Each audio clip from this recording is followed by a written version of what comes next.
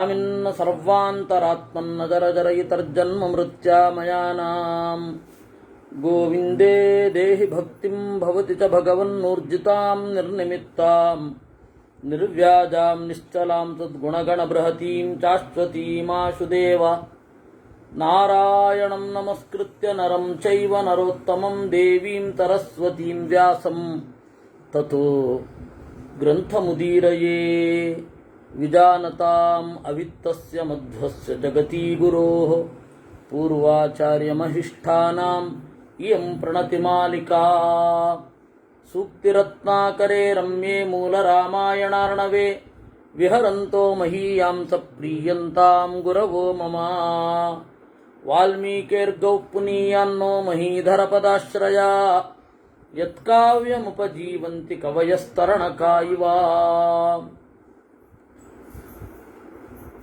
ಗಂಡು ತನ್ನ ಪ್ರತಿಷ್ಠೆಗಾಗಿ ಹೆಣ್ಣನ್ನು ಬಲಿ ಕೊಡ್ತಾನೆ ಅಂತ ಅನ್ಸುತ್ತೆ.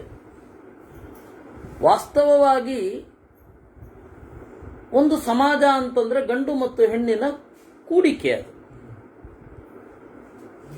ಗಂಡು ಹಾಗೆ ಯೋಚನೆ ಮಾಡಿದ್ರೆ ತನ್ನ ಪ್ರತಿಷ್ಠೆಗಾಗಿ ತನ್ನನ್ನೇ ಬಲಿ ಕೊಟ್ಕೊಂಡಿಲ್ವೇ? ರಾಮ ಕಾಡಿನಲ್ಲಿ ಸಂಕಟಪಟ್ಟದ್ದು ಒಂದು ಹೆಣ್ಣಿನಿಂದಲೇ, ಕೈಕೇಯಿಯಿಂದ, ಕೈಕೇಯಿಯ ಹಿಂದೆ ಇರುವ ಮಂಥರೆಯಿಂದ. ಗಂಡ ಸಾಯುವಾಗಲೂ ಕೂಡ ಯೋಚನೆ ಮಾಡದೆ ಮಗ ಬಂದಾಗ ರಾಜ್ಯ ಕೊಡ್ತಾ ಇದ್ದೀನಿ, ನಿನಗಾಗಿ ಕಾದಿಟ್ಟಿದ್ದೇನೆ ಅನ್ನುವಷ್ಟು ಮಾಡಿದ್ದು ಯಾಕಾಗಿ ಅಂದ್ರೆ ಬೇರೆ ಬೇರೆಯಾಗಿ ನೋಡ್ಲಿಕ್ಕೆ ಬರಲ್ಲ. ಸಮಾಜ ಅಂದ್ರೆ ಗಂಡು ಮತ್ತೆ ಹೆಣ್ಣು ಇಬ್ಬರ ಕೂಡಿಕೆ. ಈಗಿನ ತರಹ ಗಂಡಿನ ಪ್ರಕಾರ ಬೇರೆ ದೃಷ್ಟಿ, ಹೆಣ್ಣಿನ ಪ್ರಕಾರ ಬೇರೆ ದೃಷ್ಟಿ ಹಾಗಿಲ್ಲ. ಅವತ್ತಿನ ವಾಸ್ತವ ಸೀತೆಯೇ ಆ ರೀತಿ ಹೇಳಲಿಲ್ಲ. ನೀವು ಪುರುಷ ಪ್ರಧಾನ ಸಮಾಜದಲ್ಲಿ ಒಂದು ಹೆಣ್ಣಿಗೆ ಈ ತರಹದ ಅನ್ಯಾಯ ಮಾಡಿದ್ರಿ ಎನ್ನುವ ಪ್ರತಿಭಟನೆಯ ಧ್ವನಿ ಮೊದಲು ಬರಬೇಕಾಗಿದ್ದು ಹೆಣ್ಣಿನಿಂದ, ಅದು ವಿಶೇಷತಃ ಬಲಿಯಾದ ಹೆಣ್ಣಿನಿಂದ, ಸೀತೆಯಿಂದ. ಸೀತೆಯೇ ಆ ರೀತಿ ಹೇಳಲಿಲ್ಲ. ಅದರಿಂದಾಗಿ ಈಗ ನಾವು ನಿಂತು ಹಾಗಂದುಕೊಳ್ತಾ ಇದ್ದೇವೆ. ನಮ್ಗೀಗ ಹಾಗನ್ಸೋದು ಸಹಜ. ಯಾಕೆಂದ್ರೆ ಹೆಣ್ಣಿನ ವ್ಯೂ ಬೇರೆ, ಗಂಡಿನ ಧರ್ಮ ಬೇರೆ, ಸ್ತ್ರೀ ಧರ್ಮ ಬೇರೆ, ಪುರುಷ ಧರ್ಮ ಬೇರೆ ಅಂತ ಇವತ್ತು ಆಗಿರೋದು. ನಾವೇನು ಕಡಿಮೆ ಇಲ್ಲ. ಅಂದ್ರೆ ನಾವು ಅಂತಂದ್ರೆ ಈ ಸನಾತನ ಪ್ರತಿನಿಧಿಗಳಾದವರು ಏನು ಕಡಿಮೆ ಇಲ್ಲ. ನಾವು ಒಂದು ತಪ್ಪು ಮಾಡ್ತಾ ಇದ್ವಿ. ಸ್ತ್ರೀ ಧರ್ಮ ಅಂತ ಬೇರೆ. ಸ್ತ್ರೀ ಧರ್ಮ ಬೇರೆ ಅಲ್ಲ, ನೀನು ನಿಮಗೆ ಸಂಧ್ಯಾ ವಂದನೆ ಬೇರೆ ಅಷ್ಟೇ. ಅಲ್ಲಿ ಸಂಧ್ಯಾ ವಂದನೆ ನೋಡಿ, ಹಿಂದೆ ಎಲ್ಲ ಸ್ತ್ರೀ ಧರ್ಮ ಅಂತ ಬೇರೆ ಇತ್ತ? ಇರಲಿಲ್ಲ. ಈಗ ಗಂಡು ಹೇಗೆ ಇದು ಹೆಣ್ಣು ಹೇಗೆ ಪತಿವ್ರತೆಯಾಗಿರಬೇಕೋ ಹಾಗೆ ಗಂಡು ಕೂಡ ಪತ್ನಿವ್ರತನಾಗಿರ್ಬೇಕೆ. ಅದರಿಂದಾಗಿ ಅಲ್ಲಿ ಈ ತರಹದ್ದಕ್ಕೆ ಅವಕಾಶ ಇಲ್ಲ. ಅವತ್ತಿನ ಕಾಲದಲ್ಲಿ ಅವಕಾಶ ಇಲ್ಲ.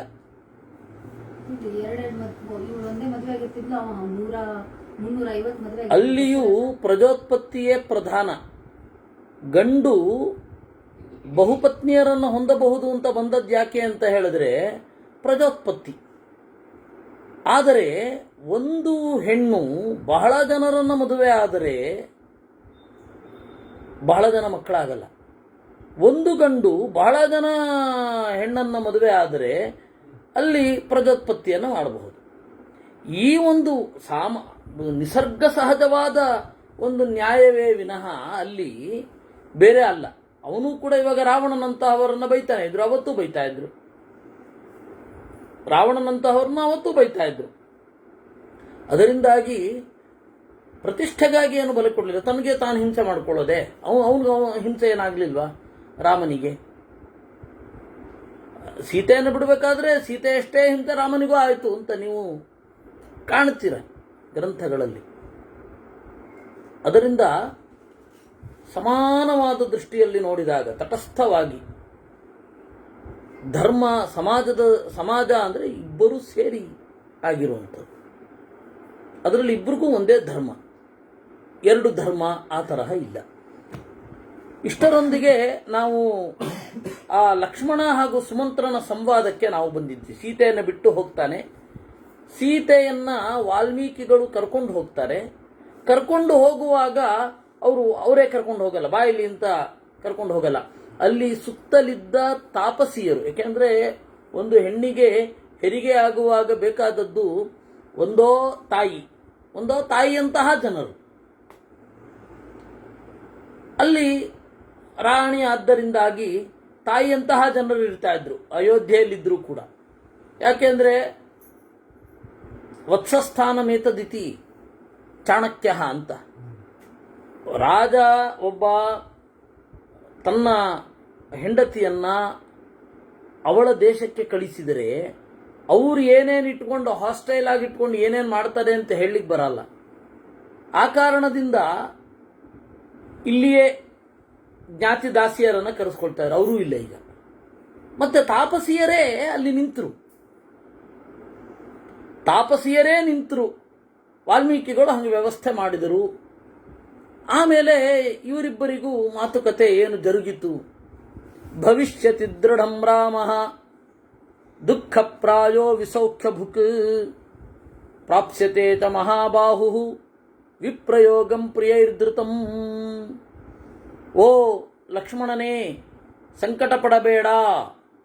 ದೃಷ್ಟಮೇತತ್ ಪುರಾ ವಿಪ್ರೈಹಿ. ರಾಮನ ಜಾತಕವನ್ನು ನೋಡಿದ ಜಾತಕ ಕೋವಿದರು ಅವತ್ತೇ ಹೇಳಿದ್ರು ಇದನ್ನ. ಏನು? ಭವಿಷ್ಯತಿ ದೃಢಂ ರಾಮೋ ದುಃಖ ಪ್ರಾಯೋ ವಿಸೌಖ್ಯ ಭಾಗ್. ರಾಮ ಖಂಡಿತವಾಗಿ ದುಃಖವನ್ನೇ ಹೆಚ್ಚು ಅನುಭವಿಸ್ತಾನೆ. ಸುಖವನ್ನ ಅನುಭವಿಸುವ ದೃಷ್ಟಿ ಇಲ್ಲ ಅವನಿಗೆ. ಸುಖವನ್ನ ಅನುಭವಿಸುವ ಉತ್ಕಟವಾದ ಸುಖವನ್ನು ಅನುಭವಿಸೋಲ್ಲ. ಪ್ರಾಪ್ಸ್ಯತೆ ಚ ಮಹಾಬಾಹು ವಿಪ್ರಯೋಗಂ ಪ್ರಿಯೈರ್ಧೃತಂ. ಖಂಡಿತವಾಗಿ ಎಲ್ಲರ ಜೊತೆಗೆ ವಿರಹವನ್ನು ಹೊಂದುತ್ತಾನೆ, ಅತ್ಯಂತ ಪ್ರಿಯರಾದವರ ಜೊತೆ. ತ್ವಾಂ ಚೈವ ಮೈಥಿಲೀಂ ಚೈವ ಶತ್ರುಘ್ನ ಭರತೌ ತಥಾ ಸತ್ಯಜಿಷ್ಯತಿ ಧರ್ಮಾತ್ಮ ಕಾಲೇನ ಮಹತಾ ಮಹಾನ್. ನಾಳೆ ನಿನ್ನನ್ನು ಬಿಡುತ್ತಾನೆ. ಸೀತೆಯನ್ನು ಬಿಟ್ಟಿದ್ದಾನೆ ಅಂತ ನೀನು ದುಃಖ ಪಡಬೇಡ, ನಾಳೆ ನಿನ್ನನ್ನು ಬಿಡ್ತಾ ಇದ್ದಾನೆ ರಾಮ. ನಾಳೆ ಶತ್ರುಘ್ನನನ್ನು ಬಿಡ್ತಾನೆ, ಭರತನನ್ನು ಬಿಡ್ತಾನೆ. ಇದಂ ತ್ವಯಿ ನ ವಕ್ತವ್ಯಂ ಸೌಮಿತ್ರೇ ಭರತೇಪಿ ವಾ ರಾಜ್ಞಾವೋ ವ್ಯಾಹೃತಂ ವಾಕ್ಯಂ ದುರ್ವಾಸ ಯದುವಾಚಃ. ಇದನ್ನ ನೀನು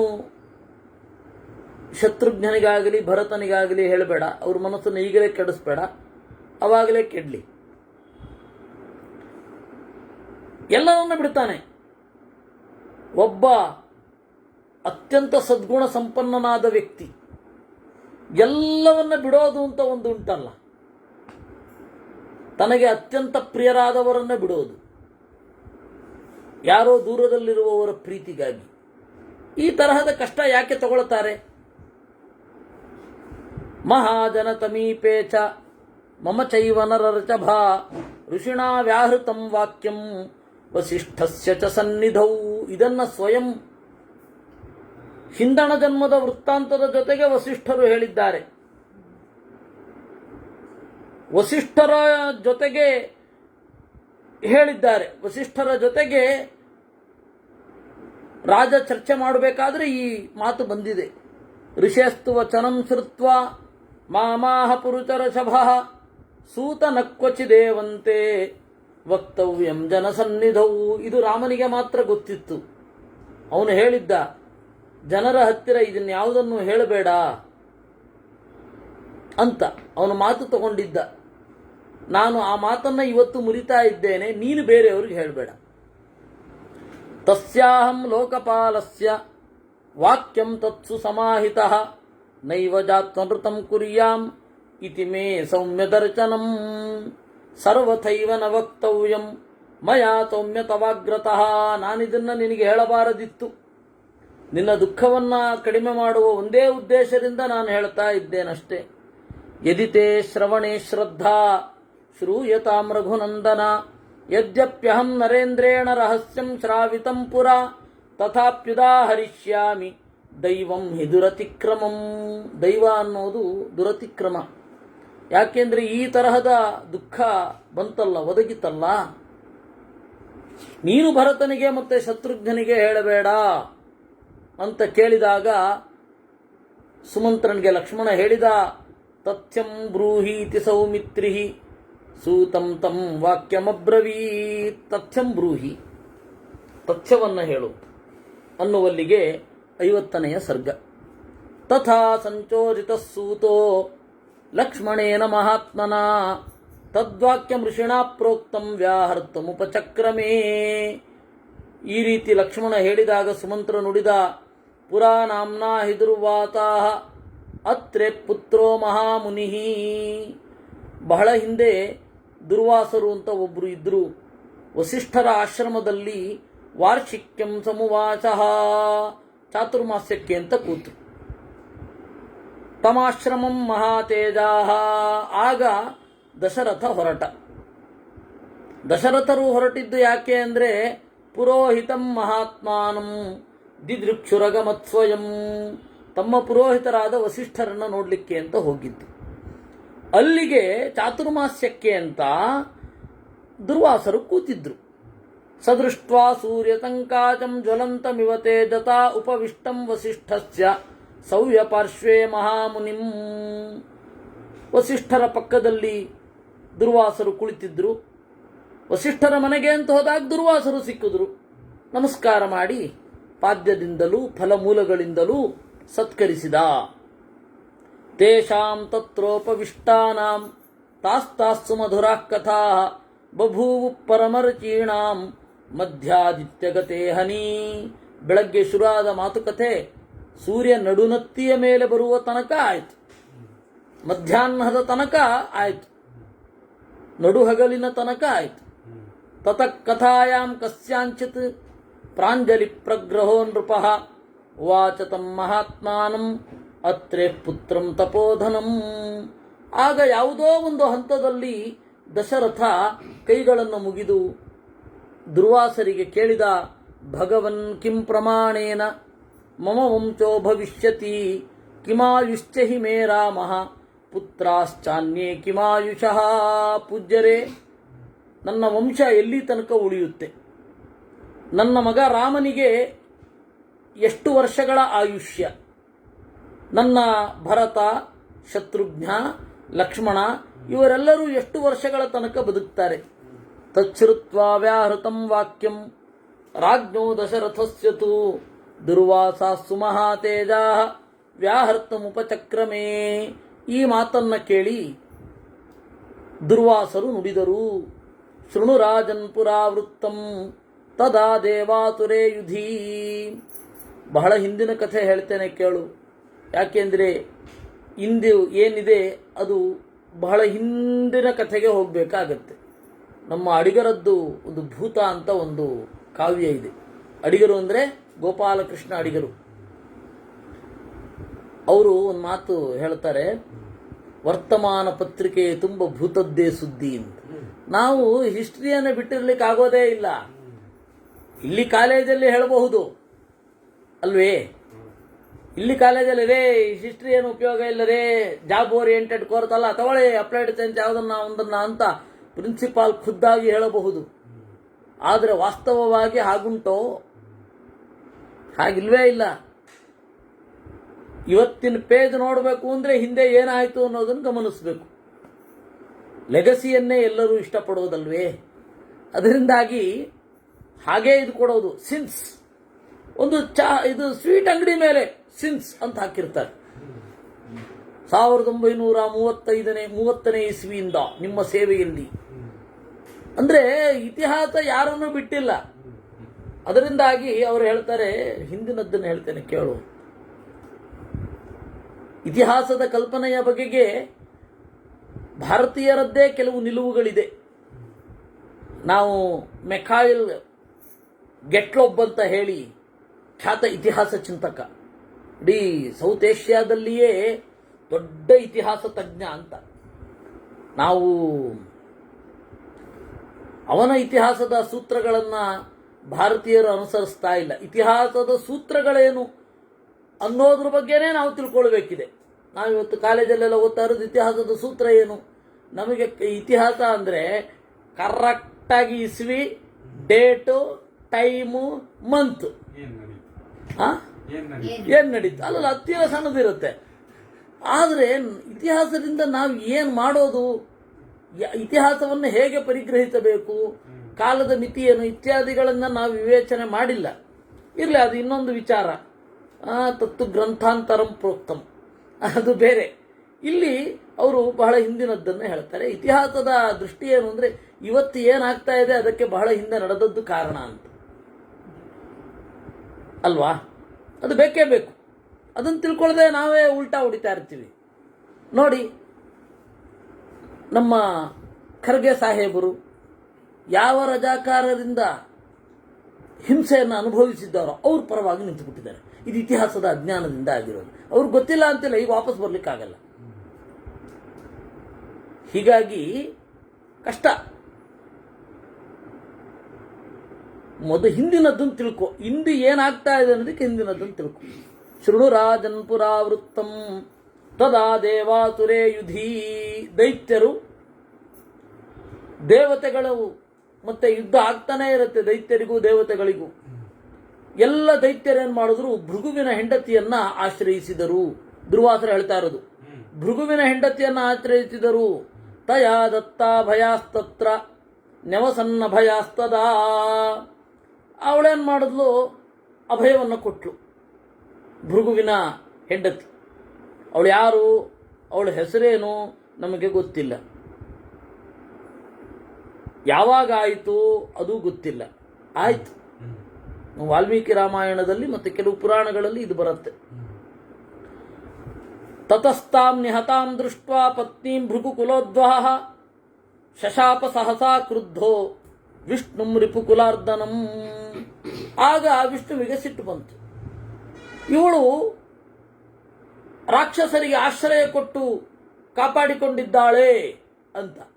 ಅದಕ್ಕೆ ನಾರಾಯಣ ಏನು ಮಾಡಿದ, ಚಕ್ರೇಣ ಶಿತಧಾರೇಣ, ಚೂಪಾದ ಅಲುಗಿರುವ ಚಕ್ರದಿಂದ ಆ ಭೃಗುವಿನ ಹೆಂಡತಿಯ ತಲೆಯನ್ನು ಕತ್ತರಿಸಿದ. ಅವಾಗ ಭೃಗುವೆ ಸಿಟ್ಟು ಬಂತು.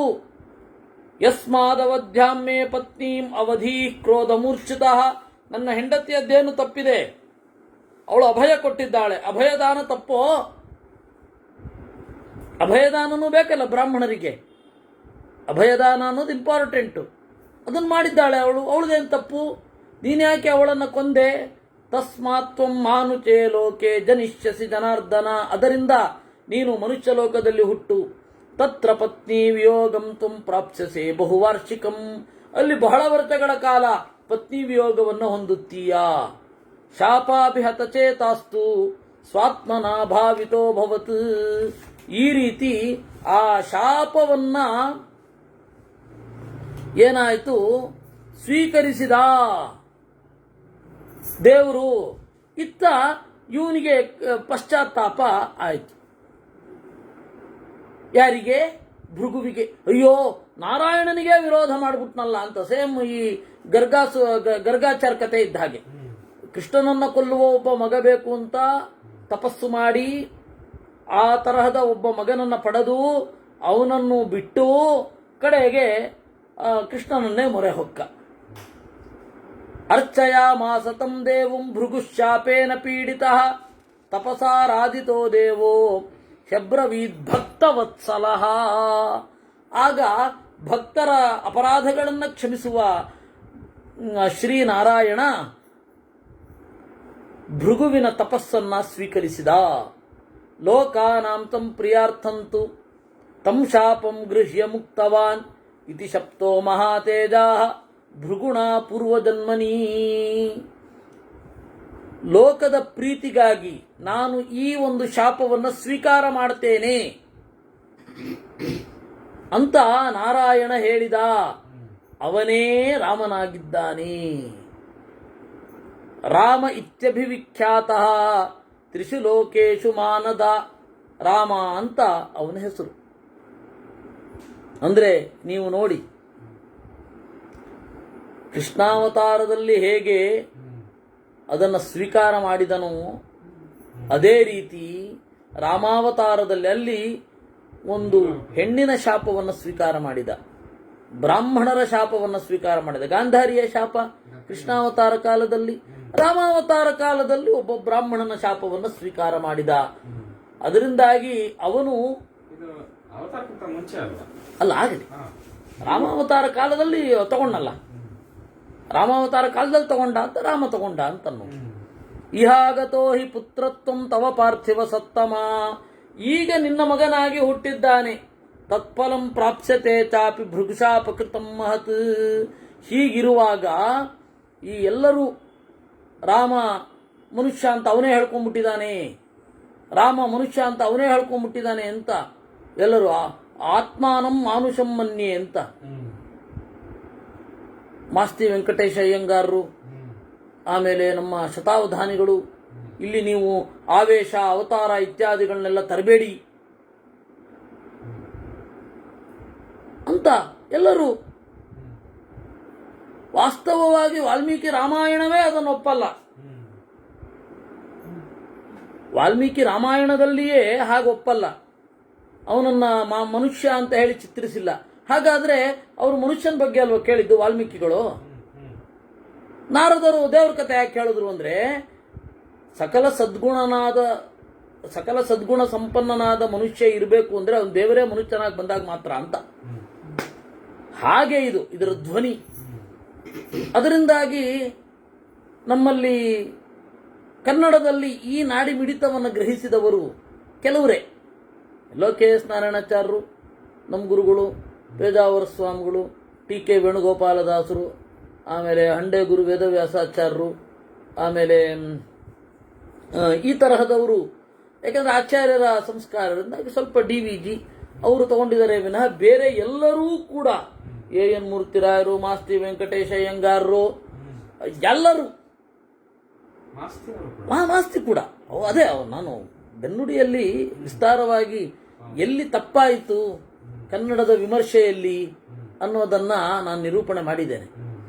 ಅಂದ್ರೆ ಅಷ್ಟೇ, ಬಹಳ ಒಂದೇ ಒಂದು ಲೈನಲ್ಲಿ ಮಾಡ್ಕೊಂಡು ಹೋಗಿದ್ದೇನೆ. ಯಾಕೆಂದ್ರೆ ನಮಗೆ ಆಸ್ವಾದನೆ ಬೇಕು. ನಮ್ಮ ಗುರುಗಳ ಒಂದು ಉಪನಿಷತ್ ಚಂದ್ರಿಕಾದಲ್ಲಿ ಅವರೊಂದು ಮಾತು ಹೇಳ್ತಾರೆ, ನವಯಂ ಖಂಡನ ಖಂಡಕಾದ್ಯಾಹ ಪರಂತು ಮಂಡನ ಮಂಡಖಾದ್ಯಾಹ ಅಂತ. ನಾವು ಖಂಡನವನ್ನೇ ಏನು ಇಷ್ಟಪಡೋದಿಲ್ಲ. ಒಂದು ಲೈನಲ್ಲಿ ಅವ್ರನ್ನೆಲ್ಲ ಹೇಳ್ಕೊಂಡು ಹೋಗಿದ್ದೇನೆ. ಅವ್ರಿಗೇನು ಗೊಂದಲ ಆಯಿತು ಇತ್ಯಾದಿಗಳನ್ನು. ಇರಲಿ, ನಾವು ವಿಷಯಕ್ಕೆ ಬರೋಣ. ಸ್ಪಷ್ಟವಾಗಿ ನಾರಾಯಣನ ಅವತಾರ ರಾಮ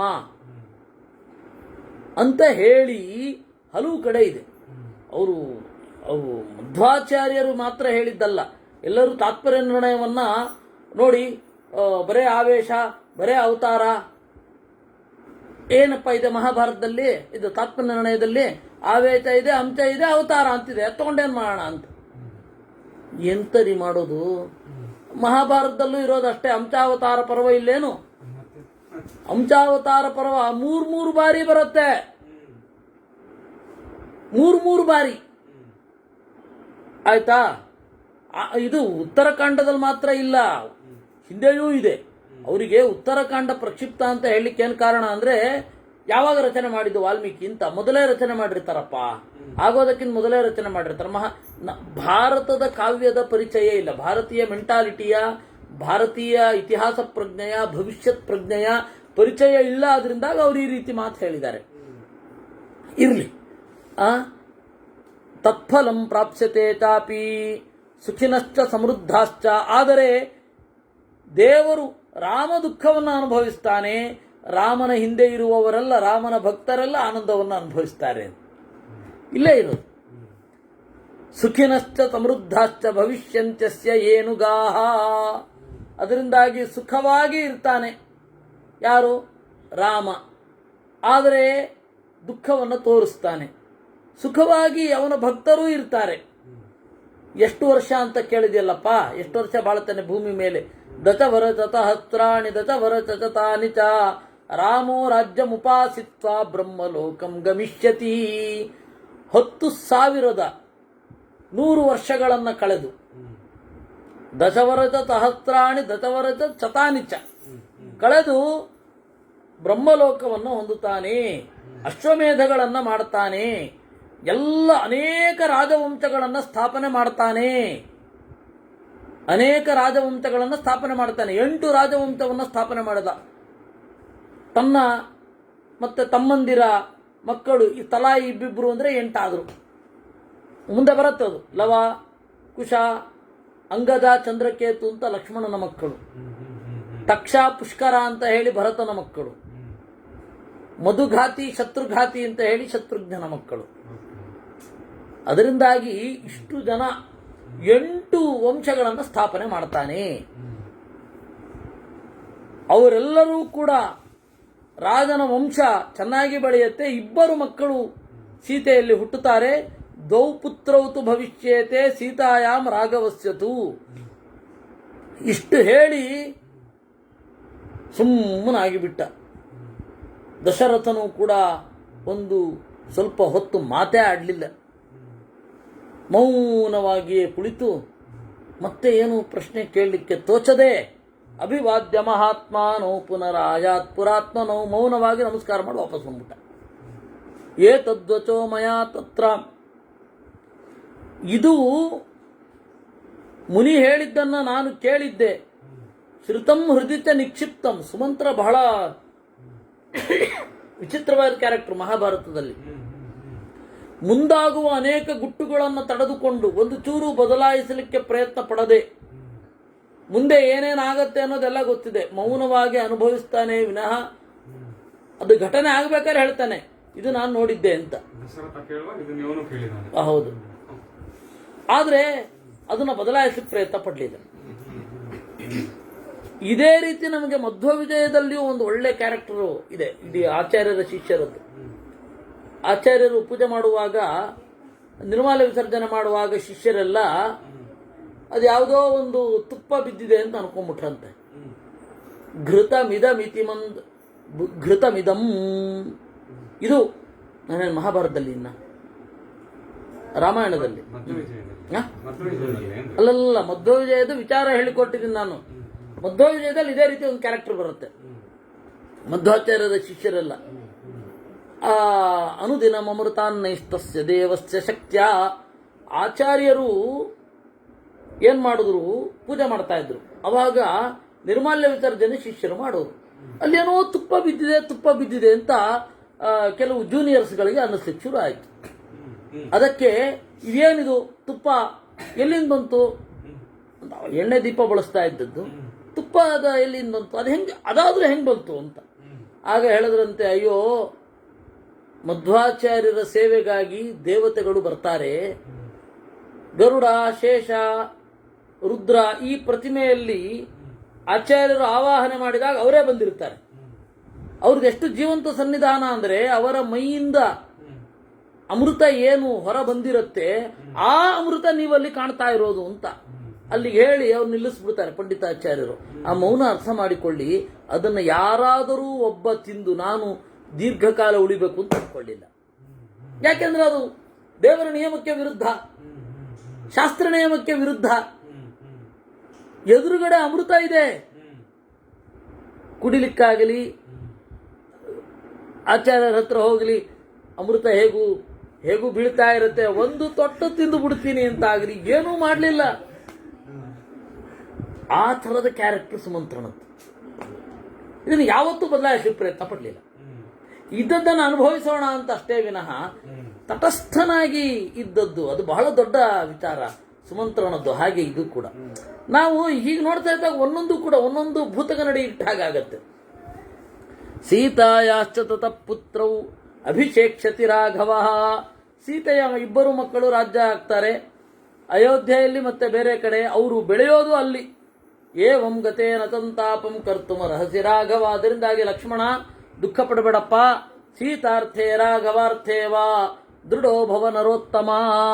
ಇದನ್ನ ಈ ಸೂತನ ಪರಮಾದ್ಭುತವಾದ ಮಾತನ್ನ ಕೇಳಿ ಪ್ರಹರಚ ಮತುಲಂ ಲೇಭೆ ಸಾಧು ಸಾಧ್ಯತಿ ಚಾಬ್ರವೀತ್. ಓ ಒಳ್ಳೇದು ಅನ್ನಂತೆ. ಈ ರೀತಿ ಆಗ್ತಾ ಇರುವಾಗ ಏನು ಕತ್ತಲಾಯಿತು.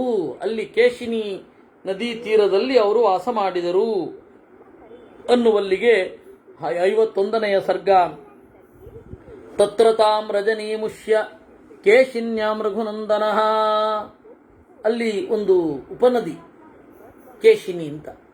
ಆ ಕೇಶಿನಿ ನದಿಯ ತೀರದಲ್ಲಿ ರಾತ್ರಿ ಕಳೆದು ಬೆಳಗ್ಗೆ ಎದ್ದು ಕೂಡಲೇ ಲಕ್ಷ್ಮಣ ಹೊರಟ.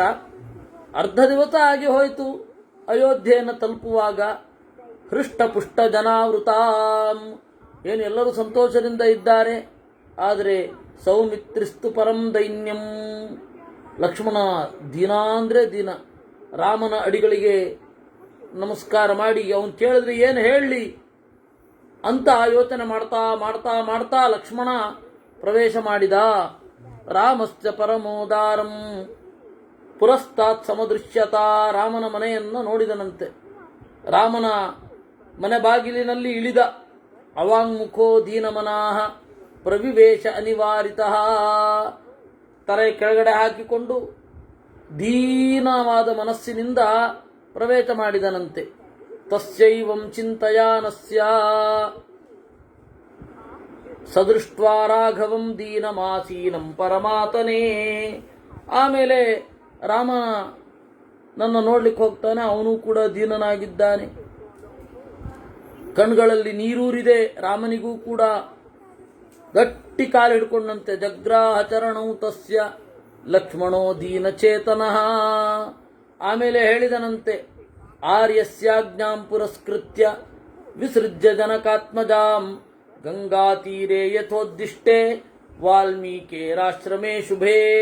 ಅಣ್ಣ, ನಿನ್ನ ಅಣತಿಯನ್ನ ಗೌರವಿಸಿ ಗಂಗಾ ತೀರದಲ್ಲಿ ನೀನು ಹೇಳಿದ ಜಾಗದಲ್ಲಿ ವಾಲ್ಮೀಕಿಯ ಆಶ್ರಮದ ಪರಿಸರದಲ್ಲಿ ಬಿಟ್ಟು ಬಂದಿದ್ದೇನೆ. ತತ್ರ ತಾಂಚ ಶುಭಾಚಾರಾಂ ಆಶ್ರಮಾಂತೆ ಯಶಸ್ವಿನೀಂ. ಅವಳನ್ನು ತೊರೆದು ಪುನರಪ್ಯಾಗತೋ ವೀರಪಾದ ಮೂಲಮುಪಾತಿತಂ. ನಿನ್ನ ಅಡಿಗಳನ್ನು ಸೇವಿಸೋಣ ಅಂತ ಬಂದಿದ್ದೇನೆ. ಮಾಶುಚ ಪುರುಚ ವ್ಯಾಘ್ರ ಕಾಲಸ್ಯ ಗತಿರೀದೃಶೀ.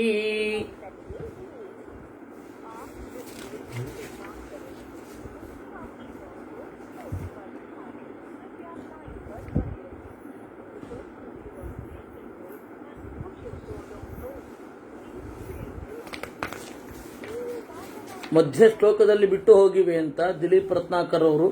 ನೀವು ಯಾವ ವರ್ಷನನ್ನು ನೋಡ್ತಾ ಇದ್ದೀರಾ? ನಾನು ವ್ಯಾಖ್ಯಾನ ಇರುವ ಪುಸ್ತಕವನ್ನು ನೋಡ್ತಾ ಇರೋದು. ಅದರಿಂದಾಗಿ ಆ ತರಹ ಆಗಿರ್ಲಿಕ್ಕೆ ಸಾಕು. ಎಲ್ಲ ವ್ಯಾಖ್ಯಾನಗಳು 3 ಇವೆ.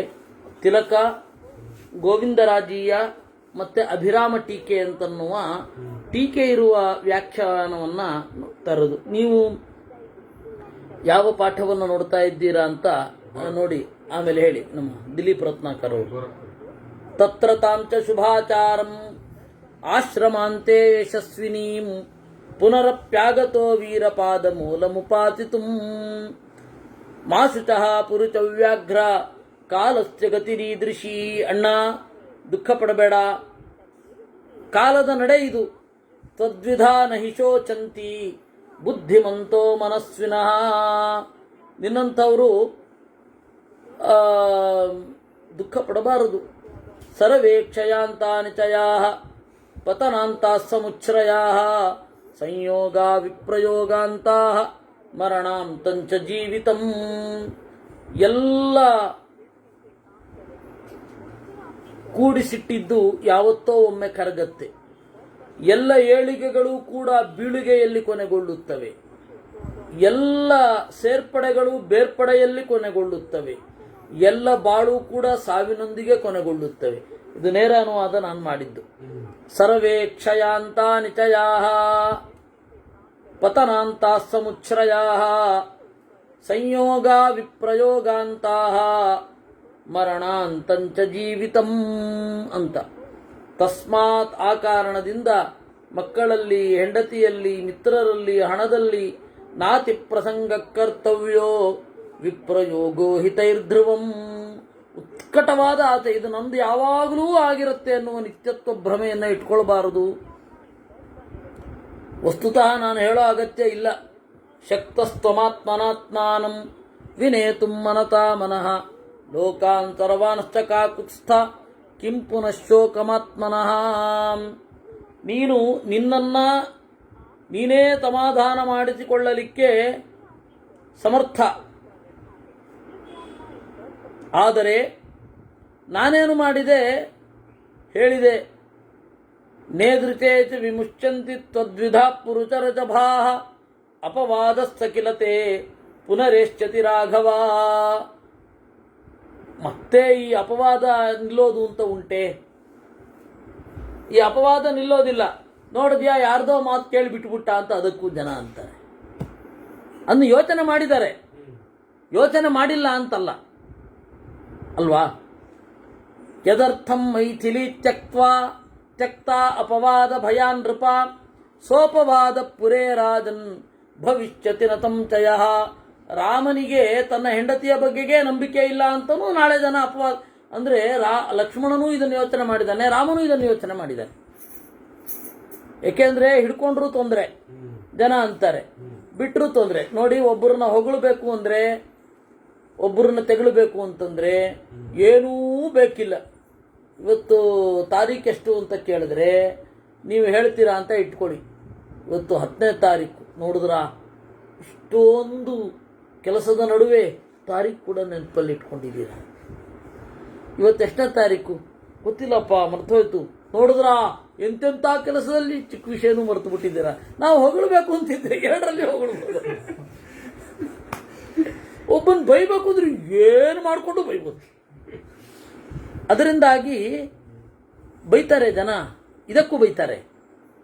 ಸೋಪವಾದ ಪುರೇ ರಾಜನ್ ಭವಿಷ್ಯತಿ ನತಂ ಚಯ ಸತ್ವಂ ಪುರುಷಚಾರ್ದೂಲ ಧೈರ್ಯೇಣ ಸುತಮಾಹಿತ ತ್ಯಜೇ ಮಾಂ ದುರ್ಬಲಾಂ ಬುದ್ಧಿಂ ಸಂತಾಪಂ ಮಾ ಕುರುಷ್ವ. ಸಂತಾಪ ಪಡಬೇಡ ಅಂತ ಲಕ್ಷ್ಮಣ ಹೇಳಿದಾಗ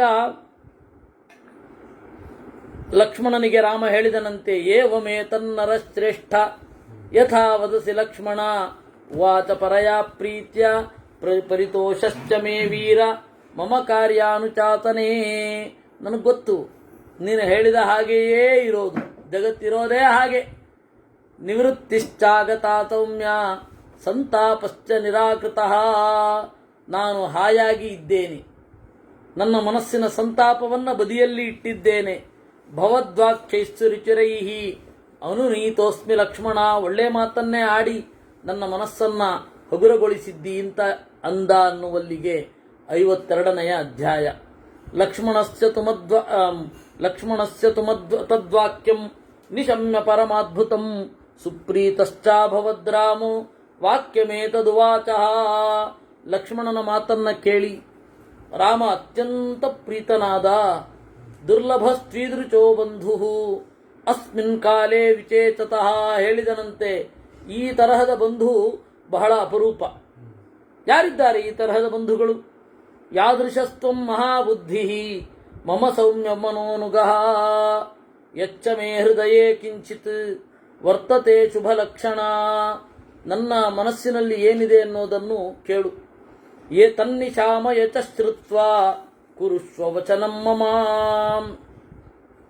ಚತ್ವಾರೋ ದಿವಸಾ ಸೌಮ್ಯ ಕಾರ್ಯಂ ಪೌರಜನಸ್ಯ ಚ ಅಕುರ್ವಾಣಸ್ಯ ಸೌಮಿತ್ರೇ ತನ್ಮೇ ಮರ್ಮಾಣಿ ಕೃಂತತಿ. ಇವತ್ತಿಗೆ ರಜೆ ಹಾಕಿ 4 ದಿವಸ ಆಯಿತು. ಸಂಸಾರದ ಈ ಜಂಜಾಟದಲ್ಲಿ ರಜೆ ಹಾಕಿ 4 ದಿವಸ ಕಳೆದು ಹೋಯಿತು. ಅದು ನನಗೆ ಬಹಳ ನೋವುಂಟಾಗ್ತಾ ಇದೆ ಅಂತ ರಾಮ ಹೇಳ್ತಾನೆ. ಇದು ಯಾರ ಗಮನಕ್ಕೂ ಬೀಳದ ಶ್ಲೋಕ, ಸಂದರ್ಭ. ಒಬ್ಬ ರಾಜನಾಗಿ 4 ದಿವಸ ರಜೆ ಹಾಕ್ಬಿಟ್ಟಿದ್ದೀನಿ ಅಂತ. ಆಹೂಯಂತಾಂ ಪ್ರಕೃತಯಃ ಪುರೋಧಾ ಮಂತ್ರಿಣಸ್ತಥಾ ಕಾರ್ಯಾರ್ಥಿನಶ್ಚ ಪುರುಷಾಃ ಸ್ತ್ರೀಯೋ ವಾ ಪುರುಷರಷಭಾ. ಕರಿ ಎಲ್ಲ ಅಫಿಷಿಯಲ್ಸನ್ನ, ಪುರೋಹಿತರನ್ನ, ಮಂತ್ರಿಗಳನ್ನ, ಮತ್ತೆ ಏನೇನು ಕೆಲಸ ಆಗಬೇಕು ಎಲ್ಲರನ್ನ ಕರಿ. ಹೆಣ್ಣು ಮಕ್ಕಳಿಗೆ ಏನೇನು ಕೆಲಸ ಆಗಬೇಕು ಅವ್ರನ್ನೂ ಕರಿ. ಯಾರ್ಯಾರಿಗೆ ಏನೇನು ಸಹಾಯ ಬೇಕು. ಪೌರ ಕಾರ್ಯಾಣಿಯೋ ರಾಜ ನ ಕರೋತಿ ದಿನೇ ದಿನೇ ಸಂವೃತೆ ನರಕೆ ಘೋರೆ ಪತಿತೋ ನಾತ್ರತಂ ಚಯ. ಪ್ರಜೆಗಳ ಕೆಲಸವನ್ನ ಮಾಡದ ಒಬ್ಬ ರಾಜ ಅವನು ಘೋರವಾದ ನರಕದಲ್ಲಿ ಬೀಳ್ತಾನೆ. ಬಹಳ ಹಿಂದೆ ನೃಗ ಅಂತ ಒಬ್ಬ ರಾಜ ಇದ್ದ. ಶ್ರೂಯತೆ ಹಿ ಪುರಾ ರಾಜ ನೃಗೋ ನಾಮ ಮಹಾಜತಾಹ. ಬಹಳ ಸತ್ಯವಂತ, ಶುಚಿ. ಒಂದು ಬಾರಿ ಅವನೇನು ಮಾಡಿದ, ಗೋವುಗಳನ್ನು ಕೊಡಬೇಕು ಅಂತ ಪುಷ್ಕರ ಕ್ಷೇತ್ರದಲ್ಲಿ ಕೊಡ್ಲಿಕ್ಕೆ ಶುರು ಮಾಡಿದ. ತತಸ್ಸಂಗಾದ್ ಗತಾಧೇನು ಸವತ್ಸಾ ಸ್ಪರ್ಶಿತಾ ನಘ ಬ್ರಾಹ್ಮಣಸ್ಯಾಹಿತಾಗ್ನೇಸ್ತು ದರಿದ್ರಸ್ಯ ಉಂಚವರ್ತಿನಃ. ಒಂದು ಬಾರಿ ಏನಾಗಿ ಹೋಯಿತು, ಬಹಳ ಗೋವುಗಳನ್ನು ಕೊಡ್ತಾ ಇದ್ದಾನೆ. ಅರಮನೆಯ ಗೋವುಗಳನ್ನು ಬಿಟ್ಟಿರ್ಬೇಕಲ್ಲ, ಅರಮನೆಯ ಗೋವುಗಳನ್ನೇ ಮೇಯಲಿಕ್ಕೆ ಬಿಟ್ಟಿರಬೇಕು. ಮೇಯುವಾಗ ಒಬ್ಬ ಅಗ್ನಿಹೋತ್ರಿಯಾದ ಬ್ರಾಹ್ಮಣನ ಹಸು, ಅವನು ಅಗ್ನಿಹೋತ್ರವನ್ನು ಅದರ ಹಾಲಿನಲ್ಲೇ ಮಾಡ್ತಾ ಇದ್ದ. ಆ ಹಸು ಅರಮನೆಯ ಹಸುವಿನೊಂದಿಗೆ ಸೇರಿಕೊಂಡ್ಬಿಡ್ತು. ಯಾಕೆ ಅಂದ್ರೆ ಅದು ಮೇಯ್ತಾ ಅಂತ ಅರಮನೆಯ ಹಸುಗಳು ಬಂದಾಗ ಅದರೊಟ್ಟಿಗೆ ಸೇರಿ ಅರಮನೆ ಕೊಟ್ಟಾಯ್ತು. ಇವನು ಹುಡುಕ್ತಾ ಬಂದ. ನಾಪಶ್ಚತ್ ಸರ್ವ ರಾಷ್ಟ್ರೇಶು ಸಂವತ್ಸರ ಗಣಾನ್ ಬಹೂನ್. ಹುಡುಕ್ತಾ ಇದ್ದಾನೆ. ಎಷ್ಟೋ ವರ್ಷಗಳಾಗಿ ಹೋಯಿತು, ತಿಂಗಳಾಗಿ ಹೋಯಿತು, ವರ್ಷಗಳಾಯಿತು, ಸಿಗಲಿಲ್ಲ. ಒಂದು ಸರ್ತಿ ಏನಾಗಿ ಹೋಯಿತು, ಅದನ್ನ ಬೇರೆಯವರ ಕಡೆಗೆ ಕೊಟ್ಬಿಟ್ಟ. ಆ ಹಸುವನ್ನ, ಈ ಬ್ರಾಹ್ಮಣನ ಹಸು ಇತ್ತಲ್ಲ, ಯಜ್ಞದತ್ತ ಅಂತ ಇಟ್ಕೊಳ್ಳಿ ಅವನ ಹೆಸರು. ಆ ಯಜ್ಞದತ್ತನ ಹಸು ಅರಮನೆಯ ಹಸುಗಳೊಂದಿಗೆ ಸೇರ್ಕೊಂಡು ಬಿಟ್ಟಿದೆ. ಅದನ್ನ ದೇವದತ್ತನಿಗೆ ದಾನ ಕೊಟ್ಬಿಟ್ಟ. ಯಾರು? ಮೃಗ. ಆ ದೇವದತ್ತನ ಮನೆಯ ಮುಂದೆ ಯಜ್ಞದತ್ತ ಪಾಸಾಗ್ತಾ ಇದ್ದ. ನೋಡಿದ, ನನ್ನ ಹಸು ಅಂತ ಅನ್ನಿಸ್ತು. ಇವ್ರ ಮನೆಯಲ್ಲಿ ಇಟ್ಟಿದ್ನಲ್ಲ, ಆ ಹೆಸರಿನಿಂದ ಕರೆದ. ಸ್ಪರ್ಶಿತಾರ ಯೋಪಿ ಪಾಲಯತೆ ವಿಪ್ರಹ ಸೋಪಿ ಗಾನ್ ಅನ್ವಗಾದೃತಂ. ಅದೇನು ಮಾಡಿದ, ಅವನ ಸ್ವರವನ್ನು ಕೇಳಿತು. ಅವನು ಕರೆದಾಗ ಹಿಂಬಾಲಿಸ್ಕೊಂಡು ಬಂದ್ಬಿಡ್ತು. ಇವನು ಆ ಹಸುವನ್ನ ಕರ್ಕೊಂಡು ಹೋಗ್ತಾ ಇದ್ದಾನೆ. ಹಿಂದ್ಗಡೆ ರಾಜ ಯಾರಿಗೆ ದಾನ ಕೊಟ್ಟಿದ್ನಲ್ಲ ಅವನು ಓಡಿ ಬಂದ ಅಂತೆ.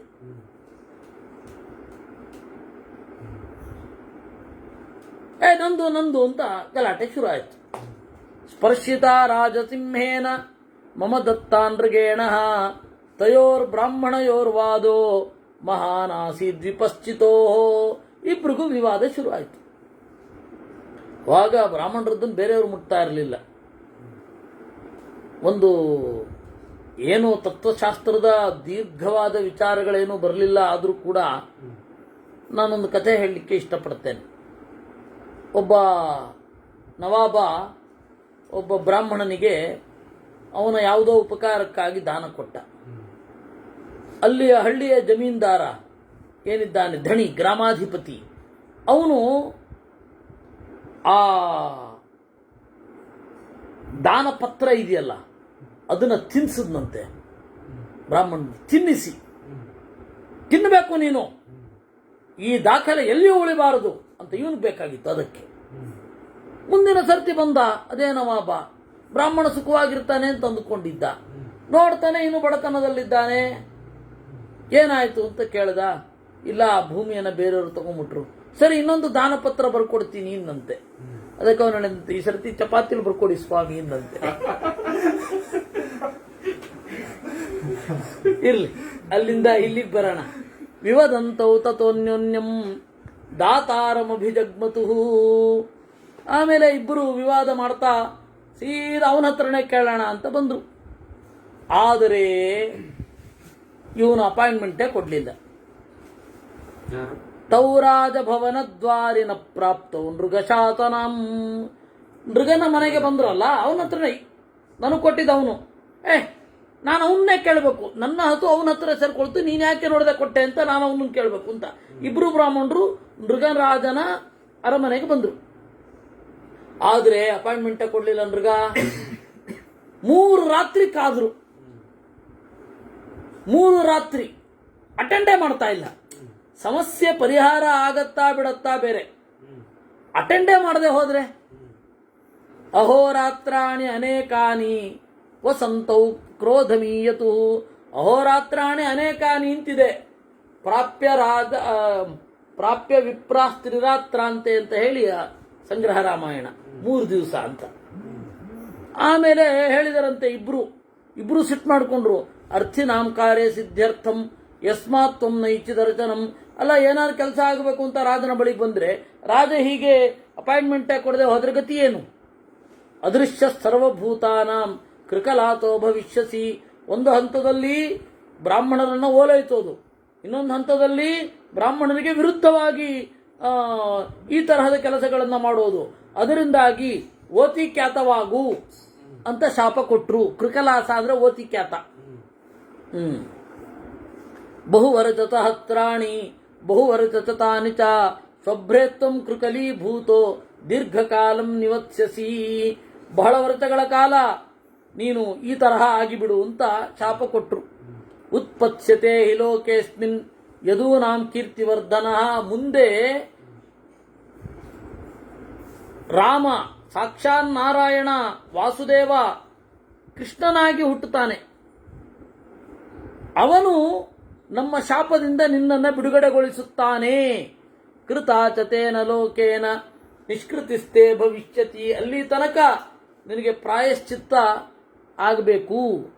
ಭಾರಾವತಾರಣಾರ್ಥಂ ಹಿ ನರನಾರಾಯಣ ಉಭೌ ಉತ್ಪತ್ಸ್ಯೇತೆ ಮಹಾವೀರ್ಯೌ ಕಲೌ ಯುಗ ಉಪಸ್ಥಿತೇ. ಈ ರೀತಿಯಾಗಿ ಶಾಪ ಕೊಟ್ಟು ಹೊರಟರು. ಆಮೇಲೆ ಈ ರಾಜ ಏನು ಮಾಡಿದ, ಓಡಿ ಬಂದು ಇಬ್ಬರಿಗೂ ಕೊಟ್ಟ. ಅಷ್ಟೊತ್ತಿಗೆ ತಡ ಆಗಿತ್ತು. ಆ ರಾಜ ಏನು ಮಾಡಿದ, ಶಾಪವನ್ನ ಇನ್ನೂ ಉಣ್ಣುತ್ತಾ ಇದ್ದಾನೆ, ರಾಮನ ಕಾಲದಲ್ಲಿ ಇನ್ನೂ ಉಣ್ಣುತ್ತಾ ಇದ್ದಾನೆ ಅಂದ್ರು. ಮುಂದೆ ಇದೇ ರಾಮಕೃಷ್ಣನಾಗಿ ಬಂದಾಗ ಅದು ಆ ಮೃಗನ ಶಾಪ ಬಿಡುಗಡೆ ಆಗತ್ತೆ. ಅಂದ್ರೆ ಯಾವಾಗಲೂ ಒಮ್ಮೆ ಬಂದು ಆ ರಾಜ್ಯ ಎಲ್ಲ ಪಾಳು ಬಿದ್ದು ಎಲ್ಲ ಅವ್ಯವಸ್ಥೆ ಆಗೋಗಿರುತ್ತೆ. ಈ ಮೃಗ ಏನ್ ಮಾಡ್ತಾನೆ, ಎಲ್ಲ ಮಾಡಬೇಕಾದ ಕೆಲಸವನ್ನೆಲ್ಲ ಮಾಡಿ ಆಯ್ತಾ, ತನಗಾಗಿ ಚಂದದ ಒಂದು ಸರೋವರವನ್ನು ಕಟ್ಟಿಸಿಕೊಂಡು ಲತಾಮಂಟಪವನ್ನ ಒಳ್ಳೆ ಚಂದದ ಸರೋವರ ಕಟ್ಟಿಸಿಕೊಂಡು ನೀರೊಳಗಡೆ ಹೋಗಿ ಆಗೋಗ್ತಾನೆ, ಓತಿಕ್ಯಾತ ಆಗ್ತಾನೆ. ಅದಕ್ಕೆ ಅವಾಗ ಪಾಳು ಬಿದ್ದ ಬಾವಿ ಆಗೋಗಿರುತ್ತೆ. ಕೃಷ್ಣನ ಕಾಲಕ್ಕಾಗುವಾಗ ಆ ಇಡೀ ರಾಜ್ಯ ಕಾಡಾಗೋಗಿರುತ್ತೆ. ಏನು ಚಿತ್ರ ಅವೆಲ್ಲ. ಅದರಿಂದಾಗಿ ರಾಜ ಯಾವತ್ತೂ ಕೂಡ ಕಾರ್ಯಾರ್ಥಿನಾಂ ವಿಮರ್ದೋಹಿ ರಾಜ್ಞಾಂ ದೋಷಾಯ ಕಲ್ಪತೆ. ಕಾಯಿಸಬಾರದು, ಬಹಳ ರಾಜನಾದವನು ಬಹಳ ಕಾಯಿಸಬಾರದು. ಶೀಘ್ರವಾಗಿ ದರ್ಶನ ಆಗಬೇಕು. ಸುಕೃತಸ್ಯ ಹಿ ಕಾರ್ಯಸ್ಯ ಫಲಂ ನಾವೈತಿ ಪಾರ್ಥಿವ. ಹೋಗು, ಬೇಗ ಹೋಗು ಅಂತ ಹೇಳಿದಾಗ ಲಕ್ಷ್ಮಣ ಹೋದ. ಲಕ್ಷ್ಮಣ ಹೋಗುವ ಮೊದಲು ಅವನಿಗೊಂದು ಸಂದೇಹ ಬಂತು. ಕೇಳಿದ, ಅಲ್ಪಾಪರಾಧೇ ಕಾಕುತ್ಸ್ಥ ದ್ವಿಜಾಭ್ಯಾಂ ಶಾಪಯೀದೃಚಃ ಮಹಾನ್ ಮೃಗಸ್ಯ ರಾಜರತೆ ಯಮದಂಡೈವಾಪರಃ. ಅಲ್ಲಪ್ಪ, ಮಾಡಿದ್ದು ಅಪರಾಧ ಅಲ್ವೇ ಅಲ್ಲ, ಅದು ಮಾಡಿದ್ರೂ ಕೂಡ ಅತ್ಯಂತ ಅಲ್ಪ. ಅದಕ್ಕಿಷ್ಟು ದೊಡ್ಡ ಶಿಕ್ಷೆಯೋ? ತಪ್ಪಿಗೆ ದೊಡ್ಡ ಶಿಕ್ಷೆ, ತಪ್ಪಿಗೆ ತಕ್ಕ ಶಿಕ್ಷೆ ಇರಬೇಕಲ್ವೇ? ಈ ರೀತಿ ಕೇಳಿ ಆಯ್ತಲ್ಲ, ಶಾಪ ಕೊಟ್ಟಾಯ್ತು, ಈ ಬ್ರಾಹ್ಮಣರು ಶಾಪ ಕೊಟ್ಟಾಯ್ತು. ಅದನ್ನ ಕೇಳಿದ ಮೃಗ ಏನು ಮಾಡಿದ? ಆಗ ರಾಮ ಹೇಳ್ತಾನೆ, ಅಥಾಧ್ವನಿಗತೌ ವಿಪ್ರೌ ವಿಜ್ಞಾಯತ ನೃಪಸ್ತದ. ಅವರು ಹೋದಾಗ ಇವನು ಬಂದ ಮತ್ತೆ ಮಂತ್ರಿಗಳನ್ನ ದುಃಖದಿಂದ ಕೂಡಿಕೊಂಡು.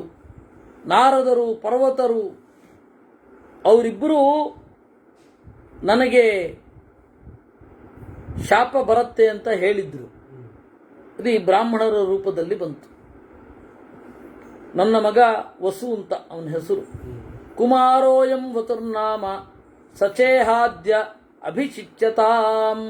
ಆಮೇಲೆ ಎಲ್ಲ ಶಿಲ್ಪಿಗಳು ಬಂದು ನನಗೆ ಅಂತಾನೆ ಪರ್ಫೆಕ್ಟ್ ಆಗಿರಬೇಕು, ಆ ತರಹ ನಾನು ಇಲ್ಲಿಯೇ ಬ್ರಾಹ್ಮಣರು ಕೊಟ್ಟ ಶಾಪವನ್ನು ಅನುಭವಿಸ್ತೇನೆ. ಚಂದದ ಸರೋವರ ಆಯ್ತಾ. ಗ್ರೀಷ್ಮಗ್ನಂ ಚ ಸುಖಸ್ಪರ್ಶಂ ಏಕಂ ಕುರುವಂತು ಶಿಲ್ಪಿನಃ. ನಮಗೆ ಬೇಸಿಗೆ ಕಾಲದಲ್ಲಿಯೂ ನೀರು ತುಂಬಿರಬೇಕು, ಎಲ್ಲ ಹಣ್ಣುಗಳಿರ್ಬೇಕು. ಅವನು ಮನುಷ್ಯನ ರೀತಿಯಲ್ಲಿ ಯೋಚನೆ ಮಾಡ್ತಾ ಇದ್ದಾನೆ, ಓತಿಕ್ಯಾತವಾಗಿ ಅಲ್ಲ, ಮನುಷ್ಯನ ರೂಪದಲ್ಲಿ ಯೋಚನೆ ಮಾಡ್ತಾ.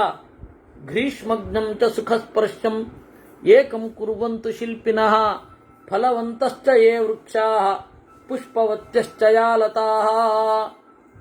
ಚಂದ ಇರಬೇಕು, ಮತ್ತೆ ಬಹಳ ನೆರಳಿರಬೇಕು, ಅನೇಕ ಪದರುಗಳಿರುವ ಮರ ಇರಬೇಕು. ಛಾಯಾವಂತಶ್ಚ ಗುಲ್ಮಿನಃ ಕ್ರಿಯತಾಂ ರಮಣೀಯಂಚ ಸ್ವಭ್ರಾಣಾಂ ಸರ್ವತೋದಿತಂ ಎಲ್ಲ ಕಡೆಗಳಲ್ಲಿ ಚಂದದ ದೃಶ್ಯಗಳಿರಬೇಕು. ಅಂದ್ರೆ ಮನುಷ್ಯನ ಕಣ್ಣು ಬೇರೆ, ಮನುಷ್ಯನ ಕಣ್ಣಿಗೆ ಚಂದ ಕಾಣೋದು ಬೇರೆ. ಪಶುಗಳಿಗೆ ಎಷ್ಟು ಸೌಂದರ್ಯ ಆಸ್ವಾದನೆ ಆಗತ್ತೆ ನಮ್ಗೆ ಗೊತ್ತಿಲ್ಲ, ಆದ್ರೆ ಇವನು ಮನುಷ್ಯನ ತರನೇ ಯೋಚನೆ ಮಾಡ್ತಾ ಇದ್ದೇನೆ ಅನ್ನೋದು ಬಹಳ ವಿಶಿಷ್ಟ. ಸುಖವಾಗಿ ವಾಸ ಮಾಡುತ್ತೇನೆ, ಪರಿಮಳ ಭರಿತವಾದ ಪುಷ್ಪ ಇರಬೇಕು ಅಂತಾನೆ. ಅಲ್ಲ, ಇವ್ರಿಗೇನು ಪರಿಮಳವೋ ಅದು ಪ್ರಾಣಿಗಳಿಗೆ ಪರಿಮಳ ಆಗತ್ತೋ ಇಲ್ವೋ ಅನ್ನೋದು ಯೋಚನೆ ಮಾಡಲಿಲ್ಲ ಅವನು. ಧರ್ಮ ನಿತ್ಯ ಪ್ರಜಾಪುತ್ರ ಛತ್ರ ಧರ್ಮೇಣ ಪಾಲಯ, ಈ ರೀತಿಯಾಗಿ ಹೇಳಿ ಮಗನಿಗೆ ಹೇಳಿದನಂತೆ, ನೋಡು ಮಗು, ಚೆನ್ನಾಗಿ ಪಾಲನೆ ಮಾಡು. ನನಗೆ ರೋಷದಿಂದ ಬ್ರಾಹ್ಮಣರು ಶಾಪ ಕೊಟ್ಟಿದ್ದಾರೆ. ನೀನು ನರಶ್ರೇಷ್ಠ ಸರೋಚಾಭ್ಯಾಂ ಅಪರಾಧೇ ಪಿತಾದೃಚೆ ಮಾ ಕೃತಾಹ ತನುಸಂತಾಪಂ ಮತ್ಕೃತೆ ನರರಚಭ. ನನಗೆ ಮಾಡಿದ್ರು ಅಂತ ಹೇಳಿ ನೀನು ಬ್ರಾಹ್ಮಣರ ಮೇಲೇನೆ ದ್ವೇಷ ಮಾಡ್ಕೊಳ್ಳೋದು, ಅವೆಲ್ಲ ಮಾಡಬೇಡ. ನನಗೆ ಶಾಪ ಕೊಟ್ಟರು ಅದರಿಂದಾಗಿ ಬ್ರಾಹ್ಮಣರನ್ನು ಕಂಡ್ರಾಗಲ್ಲ ಅಂತ ಆ ಥರ ಎಲ್ಲ ಮಾಡಬೇಡ. ನಂದೇನೋ ಅಪರಾಧ ಇತ್ತು. ಕೃತಾಂತ ಕುಚಲ ಪುತ್ರ ಏನಾಸ್ಮಿನ್ ವ್ಯಸನೀಕೃತ. ನನಗೆ ನನ್ನ ತಪ್ಪಿಗೆ ಯಾವುದು ಕಾರಣ ಅಂದರೆ ಕೃತಾಂತ ವಿಧಿ. ಪ್ರಾಪ್ತವ್ಯಾನ್ಯೇವ ಪ್ರಾಪ್ನೋತಿ ಗಂತವ್ಯಾನ್ಯೇವ ಗಚ್ಚತಿ ಲಬ್ಧವ್ಯಾನ್ಯೇವ ಲಭತೆ ದುಃಖಾನಿ ಚ ಸುಖಾನಿ ಚ. ಹೊಂದಬೇಕಾದದ್ದನ್ನು ಹೊಂದುತ್ತಾನೆ, ಹೋಗಬೇಕಾದಕ್ಕೆ ಹೋಗ್ತಾನೆ, ಪಡಿಬೇಕಾದದ್ದನ್ನು ಪಡಿತಾನೆ. ಸುಖ ಆಗಿರಬಹುದು, ದುಃಖ ಆಗಿರಬಹುದು. ಪೂರ್ವೇ ಜಾತ್ಯಂತರೇ ವತ್ಸ ಮಾ ವಿಷಾದಂ ಕುರುಶ್ವಚ. ಅದರಿಂದಾಗಿ ವಿಷಾದ ಪಡಬೇಡ ಅಂತ ಹೇಳಿ ಆ ಸರೋವರಕ್ಕೆ ಹೋದ. ಹೀಗೆ ಶಾಪವನ್ನ ಪಡೆದ ನೃಗ. ಅದರಿಂದ ಹೋಗು ಅಂತ ಹೇಳಿದ. ಅದಾದ ಮೇಲೆ ಇನ್ನೂ ಕುತೂಹಲ. ನಾಳೆ ಒಂದು ಕಥೆ ಹೇಳ್ತಾನೆ ರಾಮ, ಅದನ್ನ ನಾವು ನಾಳೆ ನೋಡೋಣ. ಈ ತನಕದ ಚಿಂತನೆಯನ್ನ ದೇವರಲ್ಲಿ ಅರ್ಪಿಸೋಣ. ಕೃಷ್ಣಾರ್ಪಣಮಸ್ತು.